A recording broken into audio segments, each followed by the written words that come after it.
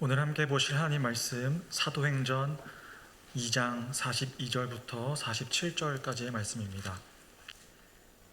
그들이 사도의 가르침을 받아서 서로 교제하고 떡을 떼며 오로지 기도하기를 힘쓰니라. 사람마다 두려워하는데 사도들로 말미암아 기사와 표적이 많이 나타나니 믿는 사람이 다 함께 있어 모든 물건을 서로 통용하고 또 재산과 소유를 팔아 각 사람의 필요를 따라 나눠주며 날마다 마음을 같이하여 성전에 모이기를 힘쓰고 집에서 떡을 떼며 기쁨과 순전한 마음으로 음식을 먹고 함께 있습니다. 하나님을 찬미하며 또 온 백성에게 칭송을 받으니 주께서 구원받는 사람을 날마다 더하게 하시니라. 아멘. 오늘 말씀은 총신대 신학대학원 실천신학 교수로 섬기고 있는 김대혁 목사님이 전해 주시겠습니다.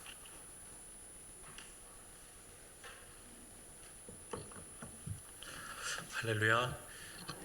이제도 계시고 전에도 계셨고 장차 오실 전능하신 왕 하나님의 이름으로 은혜와 평강의 인사를 드립니다. 우리 하나님 음성 듣기 전에 우리 잠시 기도하고 하나님 음성 듣도록 하겠습니다. 존귀하신 하나님 아버지, 우리를 하나님의 자녀 삼아 주시고 이 시간 하나님 앞에 세움받은 예배자로 불러주시니 감사함을 드립니다. 특별히 하나님 이 시간 우리가 하나님의 음성을 듣고자 합니다. 주여 말씀하여 주시옵소서. 우리의 마음의 무릎을 꿇고 겸손히 주님의 음성을 듣사오니 이 말씀이 우리의 지성을 깨우게 하시고 우리의 마음의 방향을 바꾸게 하시며 우리의 삶의 실천에 변화가 있도록 축복하여 주시옵소서. 그렇게 하실 우리 주님을 기대하오며 우리 구주 예수 그리스도 이름으로 기도드리옵나이다. 아멘. 혹시 여러분들은 TV나 인터넷 광고에서 여러 가지 상품을 소개할 때 마음이 끌려서 샀던 적이 있으십니까? 옷이나 건강보조제 같은 것을 아마 한 번 정도 광고를 보신 적이 있을 것 같습니다. 요즘은 알고리즘이 있어서 어떤 것을 클릭을 해서 우리가 살펴보게 되면 계속해서 그것이 뜨게 되지요. 저는 최근에 눈이 좀 불편해서 눈에 대한 정보를 인터넷에서 확인을 좀 해보았습니다. 그랬더니만 비문증에 좋은 약이 있다고 해서 유명한 분이고 광고를 하더라고요. 먹어보려고 샀습니다. 중간에 관뒀습니다. 효과가 별로 잘 모르겠더라고요. 최근에 한 약국을 안과에 간 적이 있는데 비문증 이야기로 제가 여쭈어보았습니다. 그때 의사 선생님이 이런 이야기 하더라고요. 선생님, 노안으로 자연스럽게 오는 현상입니다. 그런데 광고에 나오는 사람들은 연기하는 거지 실제 효과가 있는 것은 아닙니다 라고 이야기를 했어요. 제가 연기에 또 속았구나. 겉으로는 그렇게 그럴듯하게 보여도 그분들이 먹고 우리말로 간증하는 것은 아니었구나 생각을 해보았습니다. 돌아서 집으로 오는 길에 이 사건이 저에게 큰 의미 있는 사건으로 도전이 되었습니다. 왜냐하면 이런 마음이 들었습니다. 하나님께서 네가 목사이고 그리스도인답게 거룩한 옷을 입고 이 땅을 살아가고 있는데 네가 다른 사람들이 보기에 신자로서의 모습이 연기하는 모습으로 보일 건지 삶에서 우러나오는 진정한 복음의 효과와 감격으로 살아가고 있는 모습으로 간증하는 모습으로 보일지 너는 어떻게 생각하느냐라는 마음의 질문을 제가 받았습니다. 여러분, 이걸 조금 더 확장해서 생각해 보면 이 땅 가운데 살아가는 많은 그리스도인들이 있고 교회들이 있는데 하나님께서 예수 그리스도의 피값으로 사신 교회에 내가 어떤 식으로 신앙생활을 하면서 복음의 능력과 아름다움과 매력을 정말 증명하고 있느냐라고 물어본다면 우리는 어떻게 대답해야 될까라는 고민이 좀 들었습니다. 실제 여러분, 우리가 어떻게 증명할 수 있을까요? 복음 때문에 영혼이 살아나고 가정이 회복되고 교회 가운데 하나님의 아름다움의 영광이 비추어지고 이 땅 가운데 세속시대 가운데 하나님의 아름다움을 드러낼 수 있는 교회의 모습을 우리가 끊임없이 추구하고 살아가지만 요즘 세상은 교회를 보는 모습이 꼭 그렇게 보는 것 같지는 않습니다. 행여나 세상은 오늘날 교회를 간증이 아니라 연기로 보고 있으면 어떡할까라는 질문이 제 속에 고민이 되었습니다. 오늘 우리가 함께 살펴보고자 하는 말씀의 주제는 교회입니다. 요즘처럼 교회라는 주제가 세상에서 참 이렇게 흥미가 없고 오해와 비난을 많이 받는 이만한 주제가 없는 것 같기도 합니다. 세상의 시선이 굉장히 무겁습니다. 교회만큼 오해와 비난을 받는 단체가 있을까 싶을 정도로 사람들의 마음이 차갑고 실제로 많은 사람들이 이 주제를 좀 피하고 있기도 합니다. 옛날에는 교회가 세상을 걱정한다 했지만 요즘은 세상이 교회를 걱정한다라고 많이들 이야기합니다. 우리가 많이 체감할 수 있는 것처럼 드라마나 영화를 볼 때 표리부동한 사람, 겉과 속이 다른 사람을 영화나 드라마에서는 기독교인들을 빗대어서 희화화하는 모습을 우리가 보고 있습니다.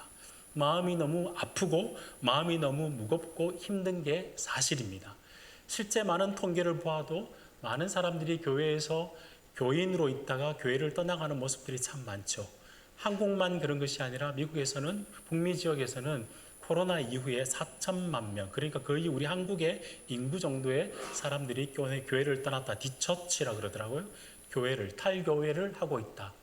제가 중학교, 고등학교 학생들에게 물어보면 학교에서 식사를 하면서 자기가 신앙인 것을 드러내고 묵상 기도하고 식사를 하는 것이 마치 옛날에는 동성애의 커밍아웃 하는 것처럼 신앙인으로 살아가는 것이 얼마나 용기가 필요한 것인지를 우리가 경험하고 살아가는 이 시대를 살아가고 있다는 거죠. 어두운 시대를 살아가고 있는지도 모르겠습니다. 그런데 여러분, 하나님은 단 한 번도 하나님의 교회를 향해서 일시정지 버튼을 누르신 적이 없으십니다. 아무리 시대가 어둡고 힘들어도 하나님은 교회를 향해서 대기 모드로 걸어놓은 적이 없으십니다. 하나님은 지금도 하나님의 성도, 언약 백성들을 통해서 하나님 나라를 이루어가고 계시는 줄로 믿습니다. 우리는 그걸 어떻게 알죠? 하나님의 말씀을 통해서 합니다. 에베소서 1장 22절, 23절을 보시면 하나님이 그리스도와 교회에 대해서 어떻게 이야기하시는지 한번 들어봐 보십시오. 1장 22절, 23절에 하나님께서 그리스도를 또 만물을 그 발 아래 복종하게 하시고 그를 만물 위에 교회의 머리로 삼으셨느니라. 교회는 그의 몸이니 만물 안에서 만물을 충만하게 하시는 이의 충만함이니라. 하나님은 이 세상의 주인 되시고 영원한 주인 되십니다. 타락한 이 세상을 회복하시기 위해서 하나님은 교회를 통해서 하나님 나라를 이루어 가시고자 합니다. 예수 그리스도가 이 땅에 오셔서 우리의 머리가 되시고 우리는 그의 몸이 되어서 우리를 통하여서 하나님 나라를 이루어 가기를 원하십니다.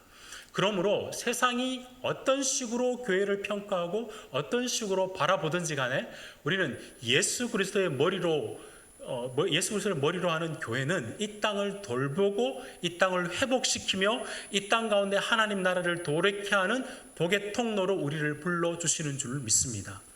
그 하나님의 계획을 가지고 지금도 하나님은 교회를 통해서 일하고 계시고 마지막 때에 그 아름다운 하나님 나라를 교회를 통해서 이루어 가실 줄로 믿습니다. 이걸 우리가 믿는다면 이 시대 가운데 우리가 분명히 물어봐야 될 하나의 질문이 생겨납니다. 이 어두운 시대 가운데서도 하나님께서 일하고 계신다면 이 교회의 아름다움, 만물 위에 만물을 충만케 하는 이 교회의 아름다움과 매력을 우리 교회가 어떻게 회복하며 아름답게 간증하는 공동체가 될 수 있을까라는 질문이 우리에게 생겨나야 된다는 거죠. 어떻게 교회로 하여금 다시금 하나님의 복음을 왕성하게 드러내는 교회가 될 수 있을까? 달리 우리 쪽에서 표현을 하자면 하나님께서 우리 삶 가운데 그리고 우리 교회 가운데 일하고 계신다는 사실을 어떻게 확인하고 확증하며 남은 여생 가운데 왕성한 활력 있는 신앙생활을 할 수 있을까라는 질문이 우리 가운데 신앙인이라면 반드시 들어야 된다고 생각합니다. 오늘 우리가 읽어본 하나님의 말씀은 교회의 본질과 교회의 원형에 관해서 가장 선명하게 우리에게 주시는 하나님의 말씀이라 생각합니다. 오늘 이 말씀의 구조를 좀 보면요, 42절에서 이 교회의 어떤 뼈대와 같은 중추뼈대와 같은 교회의 모습을 우리에게 보여주고 계십니다. 회심한 사람들이 교회에 와서 하는 모습들을 42절은 이렇게 네 가지로 우리에게 소개하고 있죠. 사도들의 가르침을 받아 서로 교제하고 떡을 떼며 오로지 기도하기를 힘쓰니라. 말씀, 교제, 떡을 나눔, 그리고 기도 예배하는 모습을 이렇게 네 가지가 우리 교회의 뼈대이다라고 우리에게 말씀하고 계시고, 43절부터 47절까지는 마치 42절이 자막처럼 우리에게 보여준다면, 그 뼈대 위에 성령님께서 성도들이, 초대교회 성도들이 어떻게 생생하게 삶 속에서 살아갔느냐라는 것을 살을 붙여주듯이 우리에게 소개하고 계시면서, 마치 영상처럼, 앞에는 자막이었다면 동영상처럼 그들의 삶의 모습들을 우리에게 보여주고 있는 말씀이죠. 이 말씀을 우리가 함께 읽어봤지만 그들은 내면으로 함께 우리 교회 공동체 안에서 말씀과 교제와 여러 가지 아름다운 모습들이 있었고, 세상 사람들이 볼 때도 두렵고 칭찬하는 모습으로 외적인 칭찬들도 들었던 모습을 우리에게 보여주고 있습니다. 오늘 우리가 이 말씀을 장면 장면 따라가면서 이들에게는 무엇이 있었기에 교회의 원형으로 우리에게 소개를 하시면서 이 말씀을 통해서 오늘날 우리 교회가 무엇을 회복해야 되며 어떤 식으로 우리가 반응해야 될지를 함께 생각해보는 귀한 시간이 되었으면 좋겠습니다. 먼저 이 말씀의 배경을 좀 살펴보면 좋겠습니다.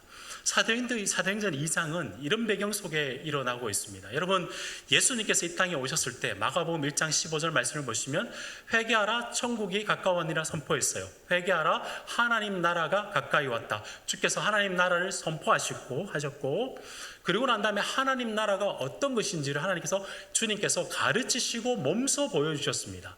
그 하나님 나라의 결정판으로 궁극적인 성취를 보여주신 것이 십자가의 죽으심과 부활하심이었고, 50일이 지나고 난 다음에 주께서 하나님의 영이시자 예수의 영이신 성령을 이 땅 가운데 보내주셔서 초대교회 가운데 특히 예루살렘 교회를 주님께서 세우시는 장면이 바로 이 장면입니다. 바로 우리 앞에 42절 말씀, 바로 앞에 말씀을 보시면 베드로가 복음을 담대히 선포했습니다. 3,000명이나 되는 많은 성도들이 회심하고 교회로 돌아왔습니다. 3,000명, 남자만 3,000명이니까 당시 배경으로 따져보면 학자들은 그때 당시 예루살렘 교회에 한 10만 명 정도의 사람들이 있었대요.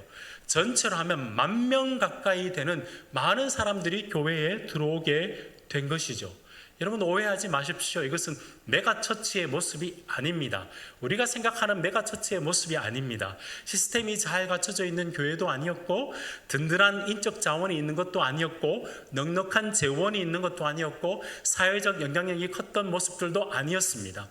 왜냐하면 당시의 황제를 믿는 시대 가운데 내가 예수 그리스도를 주로 고백하게 되면 사회의 질서를 흐트리게 되어서 오히려 박해와 고난을 받게 되는 그 모습인데도 불구하고 그들은 열심히 모여서 신앙생활을 했다는 것이죠.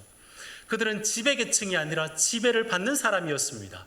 삶의 현장 속에서 하루 먹고 살기가 힘든 그들 가운데서 자기 시간을 내기가 힘든 그들이 함께 모여서 예배드리고 세상 사람들에게 칭송과 두려움의 대상이 되었다라고 우리에게 이야기하고 있는 거죠. 어두운 시대 가운데 그들의 신앙은 빛이 났습니다. 어두운 시대 가운데 우리가 이 땅 가운데 교회로서 우리가 생활하게 될 때인데, 이 말씀이 우리에게 구체적으로 우리에게 무엇을 회복해야 될지 주님께서 우리에게 말씀하여 주시는 줄로 믿습니다. 그럼 제일 먼저 우리가 하나님께서 성령이 임한 교회, 활력이 있는 교회의 핵심의 특징적인 모습이 어떤 모습이냐 하면 말씀의 사모함과 말씀의 능력이 왕성하게 일어나는 교회인 줄로 믿습니다. 우리 42절 말씀을 한번 봐볼까요? 42절에 그들이 사도의 가르침을 받았다라고 이야기하고 있습니다. 그런데 그 말씀을 43절의 말씀을 함께 한번 봐볼까요? 사람마다 두려워하는데 사도들로 말미암아 기사와 표적이 많이 나타나니라고 설명을 하고 있습니다. 이 기적과 표적은 단순히 신비한 능력 정도가 아닙니다. 여러분, 다른 종교에도 이적과 기적은 있습니다. 여기서 사도들로 말미암아 기적과 표적이 많이 나타났다는 것은 42절과 함께 잇대어서 생각을 해보면 사도들의 말씀은 가르치면 구약의 말씀 그대로 예수 그리스도가 이 땅에 오셔서 하나님 나라가 이루어졌고 하나님 나라를 지금도 이루어간다는 복음에 대한 말씀이었고, 사도들이 그것을 가르쳤을 때 성도들이 그 말씀을 곧대로 듣고 반응을 했을 때 사도들로 통하여 이적과 기사가 일어났다라고 이야기합니다. 예수님께서 이 땅에 오셨을 때 하나님 나라를 가르쳤을 뿐만 아니라 귀신이 쫓겨나고 많은 사람들이 회복되고 치료되었던 그 역사가 예수께서 부활 승천하시고 난 다음에 예수의 영이신 성령이 오셨을 때 주님께서 눈에 보이시진 않지만 예수 그리스도의 역사가 교회 가운데 여전히 지속된다는 사실을 성경은 우리에게 이렇게 소개하고 있는 것이죠. 세상에서 말하는 신비한 역사 정도가 아니라 말씀대로 이루어지는, 사도들은 복음을 전하고 그 복음에 반응하는 성도들을 통해서 하나님 나라의 이적과 기적, 영혼이 소생되고 삶이 변화되는 진짜 기적의 역사가 초대교회 가운데 이루어진 모습을 우리에게 소개하고 있는 것이죠.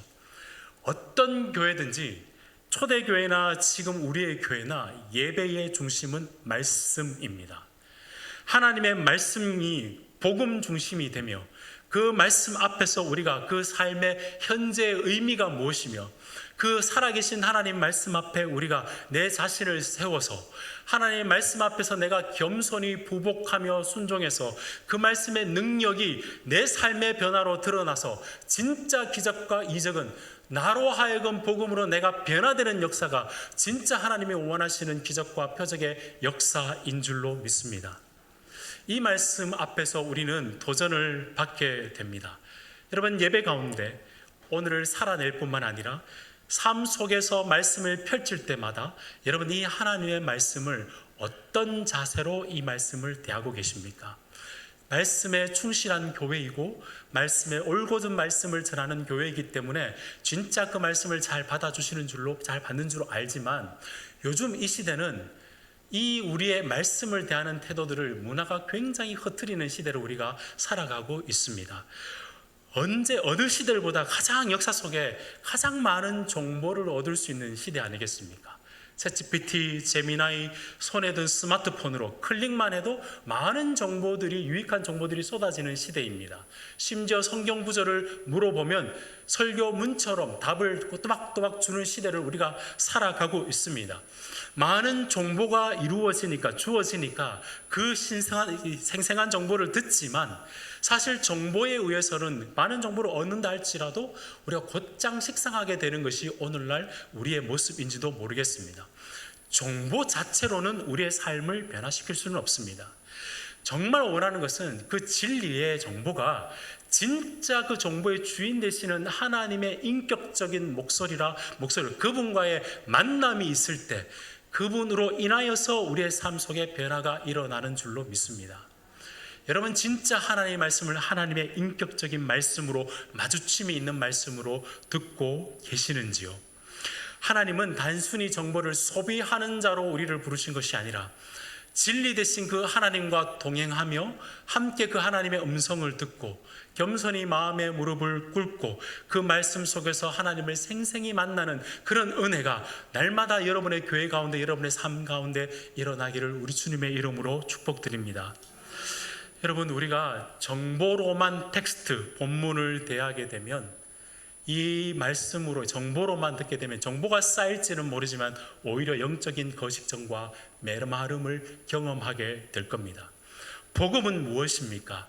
진리 되신 우리 주님께서, 하나님 자체이신 우리 주님께서 성육화, 육체로 이 땅 가운데 오셔서 우리와 함께 동행하며 우리의 심정과 우리의 상황들을 다 아시는 주님께서, 진리 되신 그분이 육화해 주셨고 그분이 우리의 모든 죄를 지시고 모든 것을 해결하시고 부활 승천하셔서 이제는 성령께서 우리의 내면 속에 오셔서 함께 동행하며 함께 대화하고 살아갈 수 있도록 우리로 하여금 하나님을 인격적으로 대할 수 있도록 우리로 만들어 주신 줄로 믿습니다. 더 쉽게 이야기해 볼까요? 여러분은 이 말씀을 들으면서 여러분 거룩한 떨림을 느껴보신 적이 언제이십니까? 말씀 앞에 우리가 내 마음속에 나도 모르게 세워진 우상을 해체하고 이렇게 사는 것이 아닌데, 하나님 말씀 앞에서 겸손히 무릎 꿇고 하나님의 임재를 느끼고 그분 앞에서 내 마음을 올려드리고, 공의로우신 하나님이라는 것을 진리의 정보 정도만 아니라 공의로운 하나님이 살아 계신다면 나도 정의롭게 살아야 되겠지라고 다짐하며 살아가며, 선하신 하나님이라는 진리를 우리가 깨달았다면 나도 선하게 살아가야지라는 그 말씀 앞에 반응하는 진짜 역사가 있는 이적과 표적의 말씀의 능력을 경험하는 교회, 주님은 지금도 그런 교회를 통해서 하나님 나라를 왕성하게 이루어 가시는 줄로 믿습니다. 저는 여러분들이 삶 속에서 말씀을 펼칠 때마다 이런 고백으로 주님 앞에 서기를 원합니다. 하나님, 많은 말씀 좋지만 내가 열심히 통독하 하나님 말씀 읽겠지만 단 한 말씀이라도 말씀만 하옵소서. 내가 주님 만나기를 원하고 내 영혼을 뚫고 내 삶을 완전히 변화시키는 그 말씀과 더불어 살고 싶습니다. 언제든 주님 말씀하여 주십시오. 내가 마음에 무릎을 꿇고 순종함으로 이 말씀을 듣겠습니다. 이 고백으로 살아가는 여러분이 되었으면 좋겠습니다. 제가 아는 여러분의 교회는 아주 바른 말씀으로 선포하는 교회로 제가 알고 있습니다. 단순히 이 강단에서만 듣는 말씀이 아니라 그 말씀이 여러분의 심령과 여러분의 삶 속에 말씀으로 인해서 기적과 이적의 삶이 되는 그 은혜가 여러분 가운데 충만한 교회와 여러분의 삶이 되시기를 우리 주님의 이름으로 축복드립니다. 말씀 앞에서 감탄도 하시고요, 말씀 앞에서 비탄도 하시고, 말씀 때문에, 이 말씀 때문에 내가 사는 맛이 나지 라고 고백하며 살아가실 수 있는 여러분의 삶이 되시기를 우리 주님의 이름으로 축복드립니다. 자, 우리 43절 말씀을 보셨다면 이제 다음 장면으로 한번 넘어가 보려고 합니다. 말씀의 통치 아래 하나님의 임재를 경험한 공동체는 또 다른 생생한 특징이 하나가 등장을 합니다. 우리 42절 자막처럼 주신 말씀에 사도들의 가르침을 받았다라는 다음에 말씀 보면 서로 교제하고 라고 되어 있는데, 44절과 45절의 말씀은 서로 교제하는 모습을 이렇게 생생하게 우리에게 설명하고 있습니다. 함께 제가 한번 읽어봐 보겠습니다. 믿는 사람이 다 함께 있어 모든 물건을 서로 통용하고 또 재산과 소유를 팔아 각 사람의 필요를 따라 나누어주며 라고 설명하고 있습니다.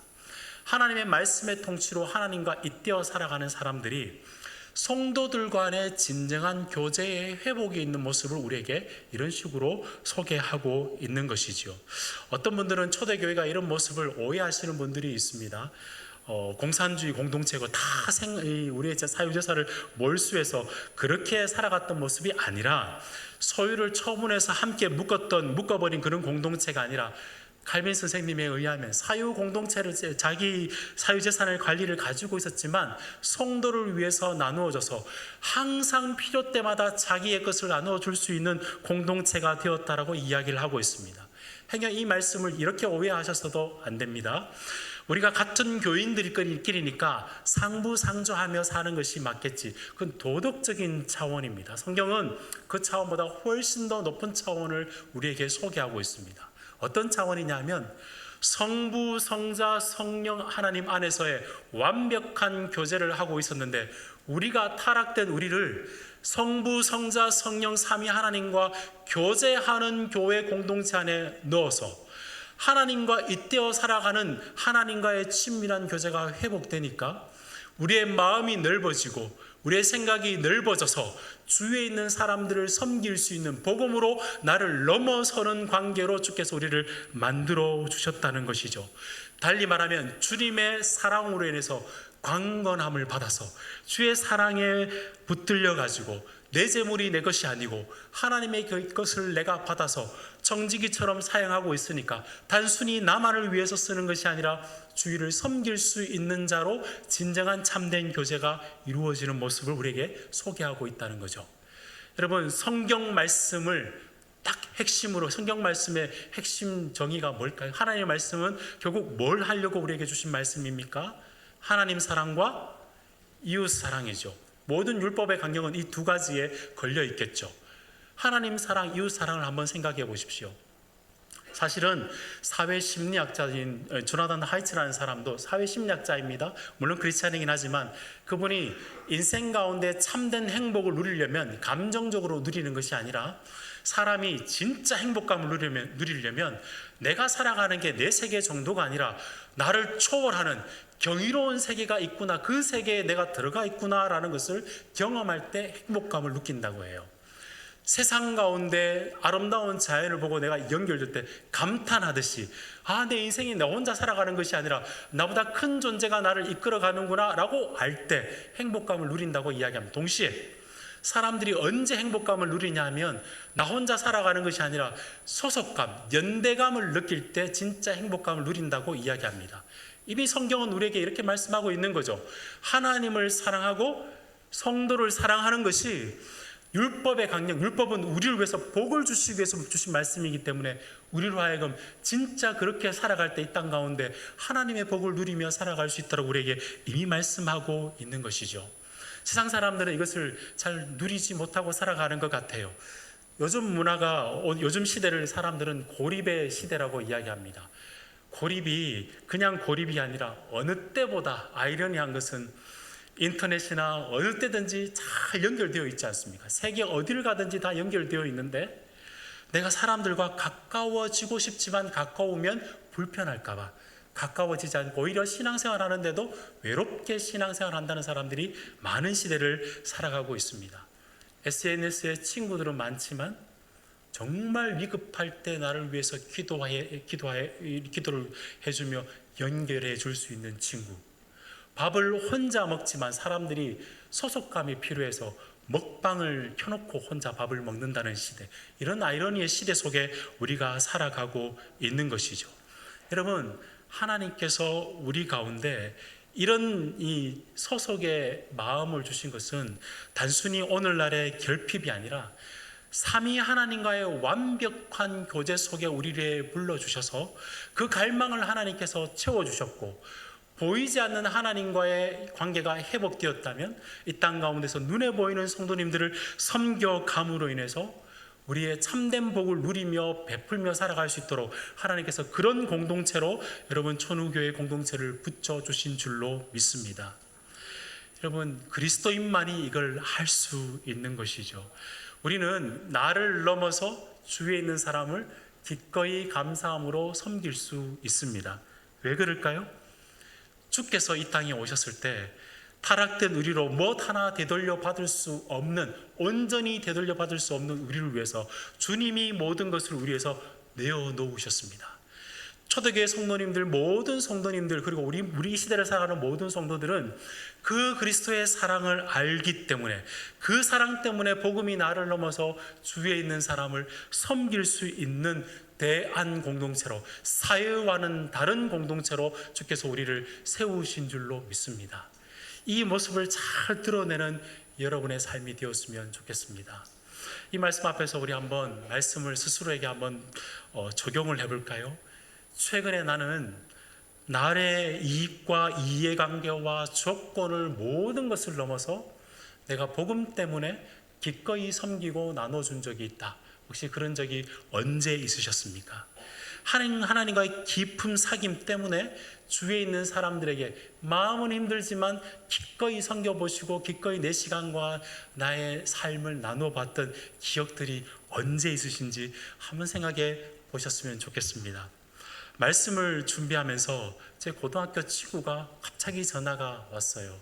금요일 날인데 갑자기 보고 싶다는 거예요. 고등학교 때 이후에 안 본 지가 꽤 되었고 한 7년, 8년 전에 한번 만난 적이 있습니다. 큰 회사에 전무로 있는데요. 갑자기 만나자 그러는데 용산에 있고 저는 이천에 있습니다. 그래서 1시간 반 정도 거리, 대충 성남에서 만나자 그렇게 해서 1시간 반 올라와서 만나고 식사는 1시간 남짓했나?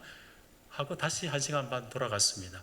제가 이 이야기를 드리는 것은 제 삶을 드리려고, 말씀을 드리려고 하는 것이 아니라 이 친구가 다음 주에 수술을 받게 됩니다. 믿음이 있지만 자신의 삶에 있어서 그래도 목사에게 전화를 해서 함께 자기의 기도의 제목을 나누고 자기의 삶을 진짜 나누고 싶었다 해서 느닷없이 전화한 거예요. 만나고 난 다음에 모든 이야기 끝나고 돌아오는 길에 그 친구가 참 위로를 받았다. 무슨 위로가 되었을까요? 복음 이야기밖에 한 게 없습니다. 우리는 어느 누가 보아도 내보다 더, 나는 내가 생각하는 것보다 훨씬 더 나쁜 사람이지만 우리는 내가 생각하는 것보다 훨씬 더 주님의 사랑을 받은 자가 아니냐. 그러니 수술 잘 받고 당당하게, 겸손하게, 당당하게 살아갔으면 좋겠다. 그 이야기 나눈 것밖에 없습니다. 드리고 싶은 말씀은 진짜 하나님과의 교제가 이루어지면 언제 어디서 만났든지 주위에 있는 사람에게 내 삶의 일부를, 시간을 아끼지 않고 함께 나누어 줄 수 있는, 교제의 손을 내밀 수 있는 사람이 된다는 사실인 거죠. 각자 도생의 시대, 믿음의 공동체가 진짜 필요한 시대가 저는 이 시대라 생각합니다. 성도님들이 우리의 믿음의 성곽이 되어주시고, 성도님들이 우리의 믿음의 등대가 되어주시고, 성도님들이 우리의 삶의 버팀목이 되어주셔서 믿음으로 촘촘하게 연결된 믿음의 공동체가 되어서 이 땅 가운데 흔들리지 않고 하나님의 살아계심을 드러낼 수 있는 교제의 공동체, 그런 교제의 공동체가 여러분 공동체 가운데 끈끈한 믿음의 공동체가 이렇게 세워져 나가기를 우리 주님의 이름으로 축복드립니다. 자, 이제 다음 장면을 한번 살펴볼까요? 서로 교제하고 난 다음에 42절 말씀 보시면 떡을 뗐다라고 이야기를 하고 있습니다. 그리고 난 다음에 이 모습을 46절 말씀은 이렇게 우리에게 소개하고 있습니다. 46절 말씀 한번 함께 볼까요? 날마다 마음을 같이하여 성전에 모이기를 힘쓰고 집에서 떡을 떼며 기쁨과 순전한 마음으로 음식을 먹고 이야기하고 있습니다. 자, 함께 성전에서도 그때 당시에는 말씀도 듣고 성찬이 함께 이루어졌습니다. 떡을 뗐죠. 그런데 46절 말씀을 보시면 그들이 힘을 다해서 공예배 가운데 성찬에 모이기를 힘썼어요. 말씀으로 모이기로 힘썼습니다. 그런데 동시에 집에서도 떡을 떼고 순전하고 기쁜 마음으로 함께 음식을 먹었다라고 우리에게 소개하고 있습니다. 초대교회는 모이기를 힘쓰는 교회였습니다. 히브리서 10장 25절의 말씀처럼 우리가 그냥 모이기를 피하는 어떤 사람들의 습관과 같지 않고 그날이 가까울수록 진짜 모이기를 힘쓰는 공동체였습니다. 앞에서 말씀드렸다시피 모이기가 쉽지 않았습니다. 함께 그리스도인들이 모였을 때 로마 황제 말고 다른 큐리어스, 다른 주를 모신다고 했을 때 혹시나 정치적 그들은 핍박을 받을 줄도 몰랐고 자신의 삶의 일순간에 자기의 주인이 있지만 자기의 삶을 내려놓고 함께 모이기를 힘쓰는 모습은 대단한 신앙의 모습이었습니다. 그런데 특정한 장소 성전에서만 모이기를 힘쓴 것이 아니라 그들은 특정한 공간과 성전을 뛰어넘어서, 달리 표현하면 하드웨어의 장소를 뛰어넘어서 자기 스스로의 삶의 일부분 속에서 함께 예배드리며 성도와 함께 교제하는 모습을 우리에게 이렇게 보여주고 있는 것이죠.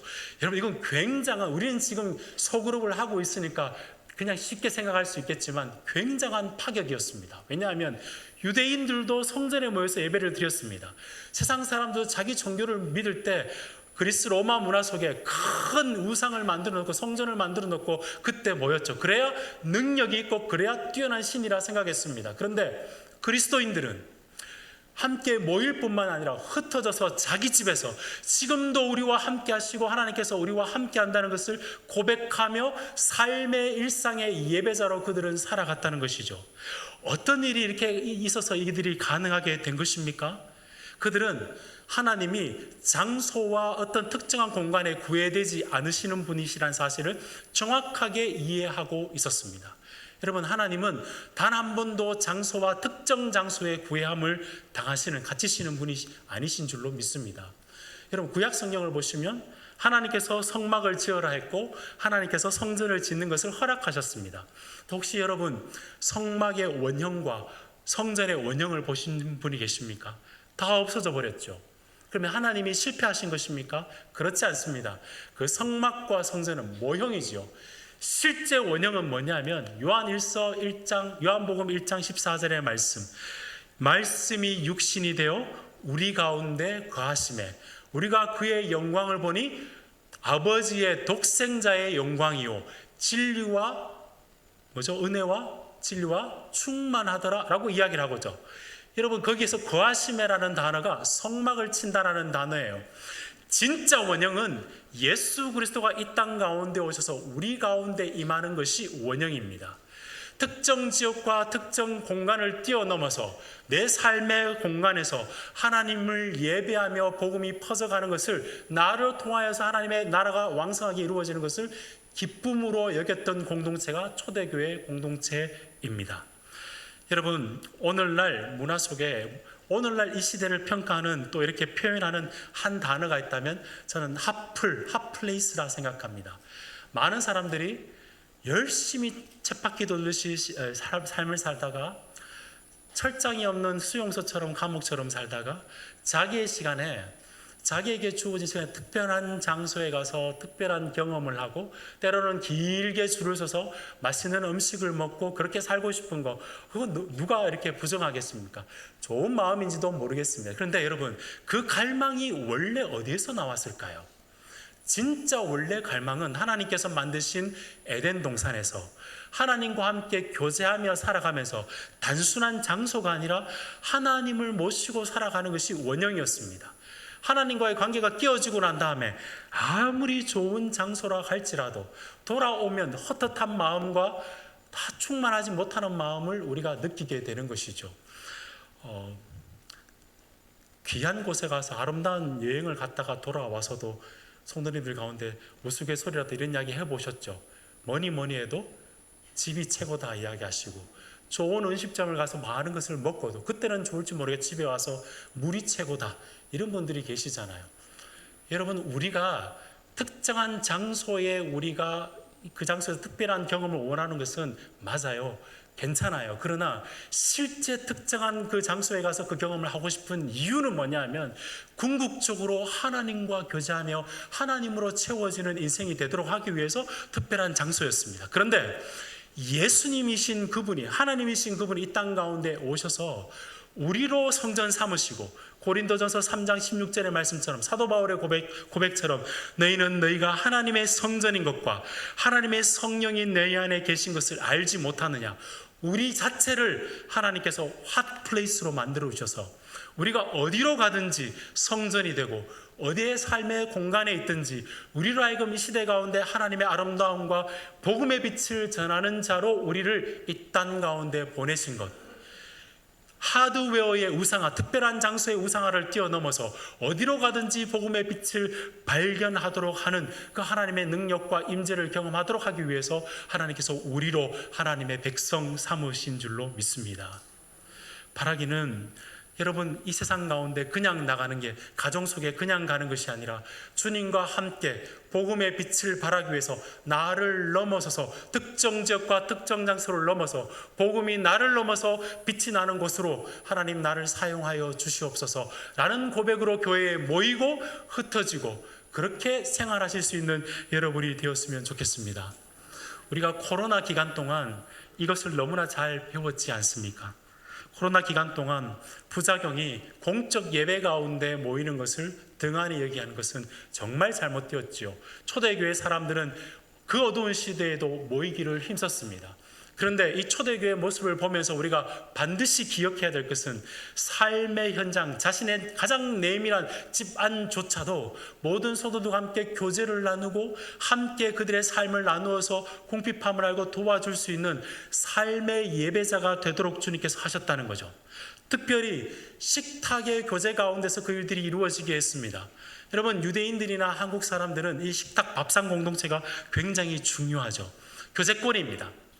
어떤 일이 벌어졌을까요? 초대교회 성도님들은 예수를 믿어서, 그도 예수를 믿고 나도 예수를 믿었다면 신분에 상관없이 함께 밥을 먹었다는 것은 파격이죠. 복음만이 줄 수 있는 하나님 나라의 아름다운 모습입니다. 성경은 우리에게 이렇게 이야기를 하죠. 우리 모두가 하나님의 거룩한 제사장이 되어서 그리스도로 연합된 존재가 되어서 모두가 그 존재로, 신분으로 우리를 받아주면서 함께 신앙생활을 할 수 있도록 우리를 그런 공동체를 만들어 주셨다는 것입니다. 여러분, 제가 좋아하는 말 중에 이런 말이 있습니다. 복음은 장소의 경계를 넘어설 때 더 아름답게 빛이 납니다. 교회에 모여서 복음을 강력하게 경험할 뿐만 아니라 내 삶의 순간순간에 나를 넘어서 복음이 전파되는 것으로 인해서 복음은 더 아름답게 빛이 납니다.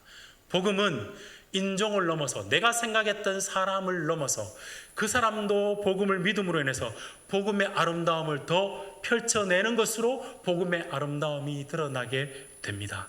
사랑하는 여러분, 공적 예배 가운데 모이시고 사적인 공간 속에서도 단순히 여러분들의 교제가 밥 먹고 단순한 교제가 아니라 나를 통해서 하나님 나라가 왕성하게 이루어지는 복음의 빛이 빛나고 나를 통해서 지옥과 그리고 나를 통해서 사람을 넘어가는 그런 복음의 아름다움이 빛이 날 수 있는 그런 여러분의 인생이 되시기를 우리 주님의 이름으로 축복드립니다. 저는 감히 여러분에게 그렇게 말씀드리고 싶어요. 하나님 나라는 큰 테이블에서 큰 사람들이, 많은 사람들이 모여서 하나님께 예배드리는 그것도 너무너무 아름답지만 진짜 하나님이 원하시는 것은 작은 테이블마다 함께 내 삶을 내려놓고 함께 울고 함께 기도하며 그 어떤 성도라도 그가 예수를 믿기 때문에 품어줄 수 있고 나를 넘어서 복음이 역사하는 것을 볼 수 있는 작은 테이블의 믿음의 공동체, 저는 여러분의 천우교회가 그 작은 테이블에 복음의 빛이 나는 그런 교회가 되시기를 우리 주님의 이름으로 축복드립니다. 자, 이제 네 번째 마지막 장면 쪽으로 넘어가 볼 텐데요. 47절 말씀을 보기 전에 우리 43절의 초반과 47절의 말씀을 우리 함께 좀 읽어보면 좋겠습니다. 제가 대신해서 읽겠습니다. 43절 말씀을 보면 말씀이 우리의 삶을 비추면서, 성도들의 삶을 비추면서 이렇게 이야기합니다. 사람마다 두려워하는데 라고 시작하고 있어요. 47절 말씀에 성도들이 하나님을 찬미할 때 뒤에 보시면 또 온 백성에게 칭송을 받으니 라고 설명하고 있습니다. 성도들이 함께 모여서 하나님을 열심히 찬양하고 예배 드릴 때 외부에서 사람들이 이 모습을 보고 두려워하기도 하고 칭송을 하기도 합니다. 이건 굉장히 독특한 반응인 거죠. 경이롭다 생각하고 매혹적인 거죠. 매력적이고 아름다운 공동체로 그들이 봤다는 사실입니다.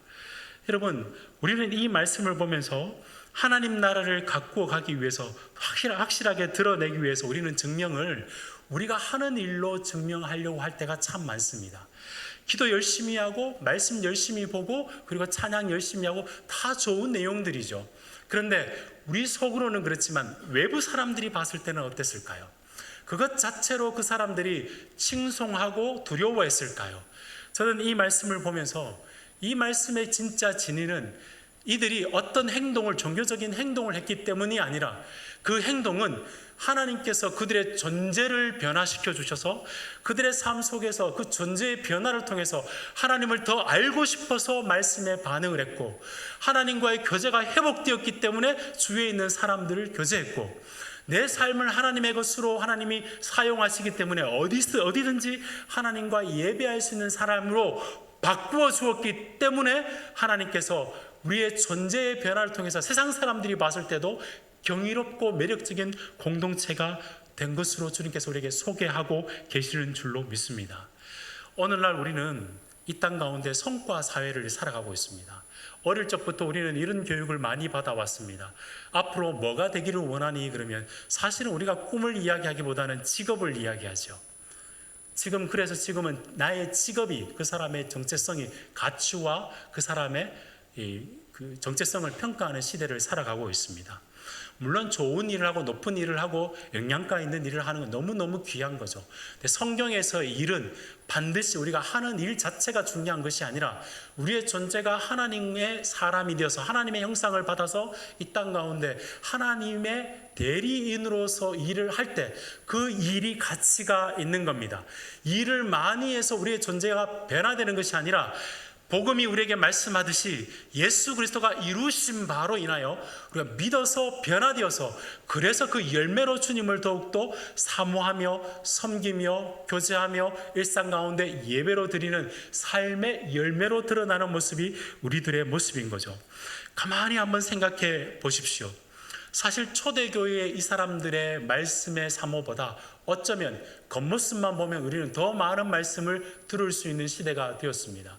그때 당시 교제하는 것보다 우리는 겉모습은 더 많은 교제를 할 수 있는 시대가 되었습니다. 그때보다의 찬양보다 훨씬 더 아름다운 찬양을 들을 수 있는 시대가 되었습니다. 그런데 그때의 생명력과 오늘날 우리 교회의 생명의 근본적인 차이는 무엇이었을까요? 저는 진짜 존재의 변화가 그들 가운데 있어서 그들의 삶의 열매가 교회 안뿐만 아니라 밖에서도 사람들이 확인할 수 있는 모습으로 드러났기 때문이라 저는 생각해 봅니다. 뭐가 바뀌었을까요? 인생관이 바뀌었습니다. 나 같은 죄인을 구원해 주셨기 때문에 주에 있는 사람이 못마땅한 사람이 있다 할지라도 주의 사랑으로 생각해서 그들을 품을 수 있는 인생관이 된 것이죠. 물질관이 바뀌었습니다. 이 땅 가운데서 내가 살아가는 것으로 나를 위해 만족하며 살아가는 것이 아니라 주께서 우리에게 주신 바로 내가 주에 있는 사람을 섬겨갈 수 있는 물질관이 바뀌었죠. 세계관이 바뀌었습니다. 이 땅이 끝이 아니라 다시 오실 예수 그리스도가 오실 때 완벽한 주님 나라를 이루어 간다는 그 사실을 알았기 때문에 말할 수 없는 압도적인 삶의 변화로 인하여서 그들은 함께 모여서 주님을 찬양하고 주위에 있는 사람들을 섬겨 나갔기 때문에 주님은 그런 사람들을 통해서 하나님 나라를 이루어 가신 줄로 믿습니다. 사랑하는 여러분, 복음은 순서 싸움입니다. 내가 열심히 해서 하나님 나라에 가치 있는 존재가 되는 것이 아니라 이미 예수 그리스도로 가치 있는 존재가 되었기 때문에 거기에 걸맞는 자로 살아가는 것이 복음에 합당한 삶인 줄로 믿습니다. 2026년 목회 데이터 연구소에서 끊임없이 계속 앙케이트 조사를 하는 게 있습니다. 2021년부터 조사를 했는데요. 밖에 있는 세상 사람들이 그리스도인들에게 원하는 바가 뭔지를 앙케이트 조사를 했습니다. 매년 1등이 뭘 것 같습니까? 열심히 화려한 예배, 열정적인 기도, 심지어는 큰 구제와 봉사도 아니었습니다. 세상 사람들이 보는 것은 이거였습니다. 말과 삶이 일치되는 것. 더 쉽게 이야기해 볼까요? 정직했으면 좋겠다는 게 그들의 바람이었습니다. 우리는 예수 믿어서 다르다고 생각했는데 사람들이 볼 때는 연기한다고 보는 거죠. 허드슨 테일러라는 중국의 선교사님이 이런 이야기를 했습니다. 당신이 예수를 믿는 것 때문에 가족이 기뻐하지 않고 심지어 집에 개나 고양이까지도 그 변화를 느끼지 못한다면 당신은 예수를 잘못 믿는 것인지도 모르겠습니다. 물론 이게 성경 구절은 아닙니다. 그러나 우리에게 시사하는 바가 있죠. 예수 믿어서, 여러분 교회의 위기는 예수를 안 믿기 때문이 아니라 예수 믿는데 그리고 아무런 변화가 없었다. 그게 우리의 진짜 위기 아닐까요? 사랑하는 여러분, 이 존재의 변화는 특정한 사람들, 특정한 목회자와 특정한 위대한 사람들로 인해서 이루어지는 것이 아니라 예수 그리스도 연합되은 우리 왕같은 제사장이여 거룩한 나라여 그의 소유된 백성 우리 모두가 하나님의 사랑 안에서 변화되어서 내가 그 변화된 존재답게 살아가야지라고 내 삶의 일부를 하나님께 하나님의 영광을 드러내는 모습으로 조금이라도 정직하고 조금이라도 하나님의 이 원하시는 바대로 살아가도록 하는 모습을 통하여서 하나님 나라가 왕성하게 이루어질 줄로 믿습니다. 제 이야기를 간략하게 하나의 에피소드를 좀 말씀을 드리려고 합니다. 앞에서 여러분에게 설교하는 목사이지만 성도의 존귀함을 저는 깨달은 적이 있습니다. 성도의 존재의 변화가 얼마나 아름다운지를 제가 삶으로 경험한 적이 있습니다. 제가 미국에서 교회에서 사역을 할 때 함께 섬기는 사찰 집사님이 계셨습니다. 그 집에도 아이가 3명이고 저희도 3명이어서 교회 사역을 다 마치면 같이 밥을 먹을 때가 참 많았습니다. 근데 제 마음속에 오만한 목사가, 교만한 목사가 이런 생각을 했습니다. 내가 설교하는 것을 우리 사찰 집사님이 잘 이해할 수 있을까? 중학교 때 오셔서 한국말도 조금 어눌하시고 영어도 그렇게 완벽하시지 않으신데 알아들으실까? 그런 교만한 생각을 했어요. 제가 몸이 좀 아파서 한국에 들어올 일이 있었습니다. 근데 이 사찰 집사님 내외와 그 집 아이들 3명이 이런 일을 했습니다. 여러분 고속도로에 보시면 라운드어바웃이라고 아시죠? 이렇게 돌아서 올라가는 곳. 거기에 이 가족이 나이키 박스를 이렇게 메고 My pastor is sick. Please donate. 우리 목사님 아픕니다. 도네이션 좀 해주십시오. 173불을 모아오셨더라고요. 우리나라 돈으로 25만 원 정도가 되죠. 그분은 예수를 몸으로 실천하는 분이고, 저는 느끼기를 나는 예수를 말로만 전하는 자였구나 라는 느낌이 들었어요. 여러분, 우리가 이 시대 가운데 교회가 예수 그리스도의 몸이라고, 그리고 예수 그리스도를 진짜 섬기는 존재로 우리가 살아가면서 우리는 교회에 대해서 어떤 비전과 어떤 마음을 가지고 살아가는지, 정말 존재의 변화를 통해서 내가 모든 것은 할 수 없지만, 날싸고 탁월하게 할 수는 없지만 내 삶의 한 부분이라도 그리스도의 영광과 그리스도의 아름다움을 드러낼 수 있는 부분이 없을까? 존재의 변화로 일하시는 여러분이 되시기를 우리 주님의 이름으로 축복드립니다. 세상 사람들이 볼 때 복음으로 정말 경이롭고, 복음 때문에 저 사람들은 정말 매력적이다 라고 느낄 수 있는 그 아름다움을 드러낼 수 있는 천우교회 공동체가 되었으면 좋겠습니다. 말씀을 좀 정리해 보려고 합니다. 말씀 47절을 말씀은 이 말씀을 끝을 맺으면서 이렇게 우리에게 말씀하고 있습니다. 47절 말씀 끝을 이렇게 이야기하죠. 주께서 구원받은 사람을 날마다 더하게 하시니라. 누가 더하게 하신다고요? 주께서 구원받은 사람을 날마다 더하게 하시니라. 교회의 회복은 하나님께서 하십니다. 주체는 우리가 아니에요. 그러나 이 주체 하나님께서 구원받은 사람을 날마다 더하게 하실 때 주님께서 사용하는 사람들은 존재의 변화를 받은 우리를 통해서 하나님의 말씀 앞에 순복하고 하나님과 잇대어 살기 때문에 성도의 교제 가운데 내 삶을 나누어 줄 수 있고, 삶의 현장 가운데서 하나님의 나라를 더 드러낼 수 있는 그 복음의 삶을 일상 가운데 살아내는 사람을 통해서 하나님께서 역사하시는 줄로 믿습니다. 하나님은 구원하지 않은 채 하나님께서 숫자에 관심이 많아서 숫자를 그냥 더하는 것이 아니라, 말씀 보시면 구원받은 사람을 더하시게 하신다 하셨어요. 구원받지 않은 채로 주님께서 교회에 더하게 하시는 것은 주님의 숫자가 아닙니다. 주님은 하나님 나라를 왕성하게 이루실 때 교회 공동체 안에 소속되게 하셔서 연결되어서 교회를 통하여서 하나님 나라를 왕성하게 이루시는 것을 하나님의 뜻인 줄로 믿으시기를 우리 주님의 이름으로 축복드립니다. 여러분, 말씀을 정리하면서 세상 사람들이 이제 교회의 브랜드에는 속지 않습니다. 컨텐츠, 브랜드는 사람들이 보는 거죠. 컨텐츠는 본인이 합니다. 내가 진짜 예수로 변한 사람인가? 그 컨텐츠로 인해서 사람들은 그들의 간증을 보는 거죠. 참된 그리스도인들의 삶이 말씀 때문에 자기가 손해보아도 말씀대로 살아가고, 진리이기 때문에 내 삶 속에 주님으로 인해서 잇대어 경이로운 삶을 현장 가운데서 잇대어 살기 때문에 주위에 있는 작은 테이블에서 성도를 섬기며 살아가는 자들, 자기의 삶의 일부를 내어놓고 어떤 존재이든지 그리스도인이라면 품고 그들로 하여금 함께 신앙생활해 나가면서 하나님 나라를 확장해 나가는 그 모습을 우리 주님께서 보고 계시는 줄로 믿습니다.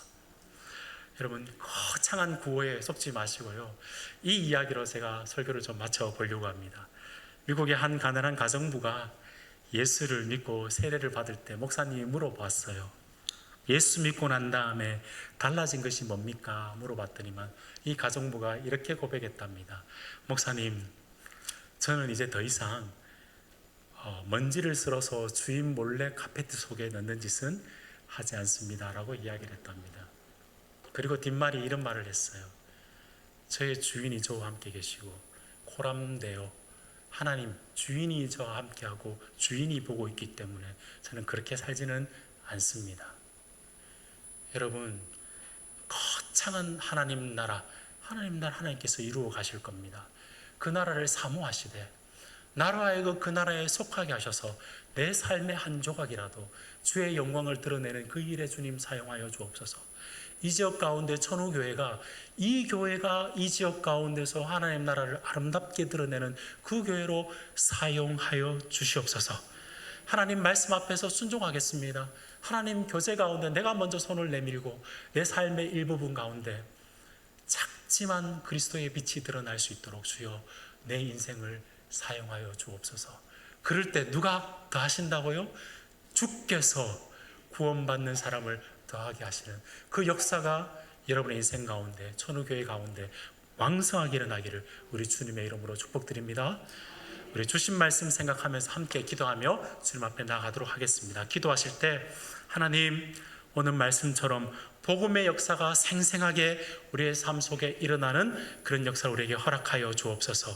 말씀에 순종하고 친밀한 교제가 이루어지게 하시고 우리의 삶 속에 내가 들어가는 곳곳마다 하나님 나라가, 부정스러운 나라가 아니라 세계가, 하나님 나라가 확장되어 가는 일에 내가 귀히 쓰임받는 나의 인생, 우리 교회 되게 하여 주옵소서. 함께 기도하며 주님 앞에 나가겠습니다. 기도하겠습니다.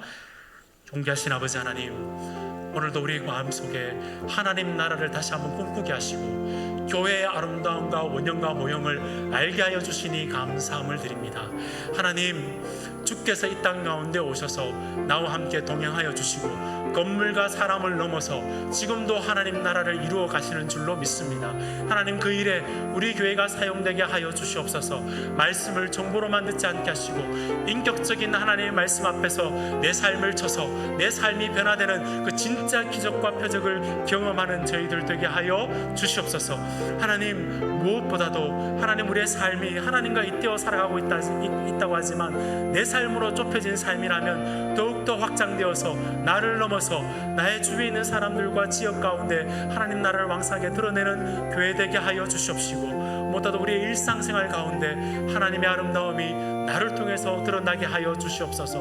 거창한 구호가 아니라 내 삶 속에 나의 변함을 통하여서 하나님 나라를 온전히 드러낼 수 있는 저희들 되게 하여 주시옵소서.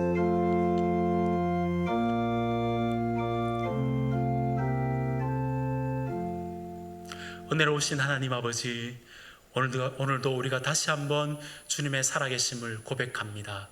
주님의 성전된 우리가, 주님과 함께 동행하는 우리가 하나님 나라의 현장임을 고백합니다.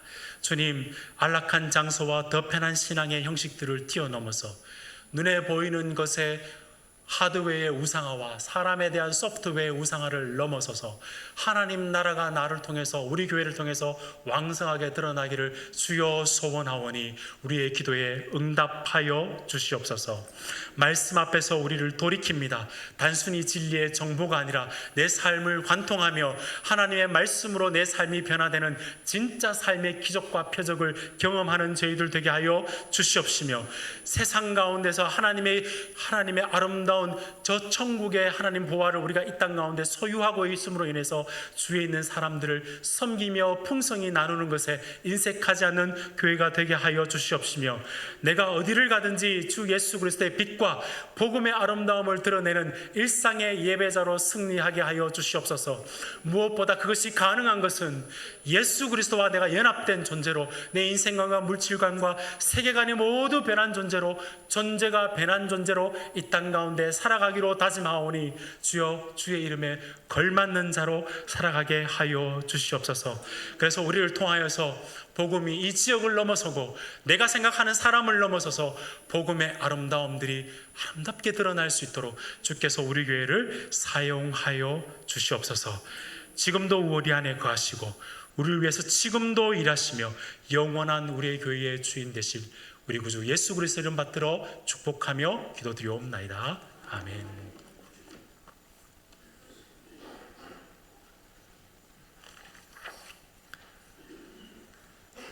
찬송가 210장 찬양하겠습니다. 찬송가 210장입니다.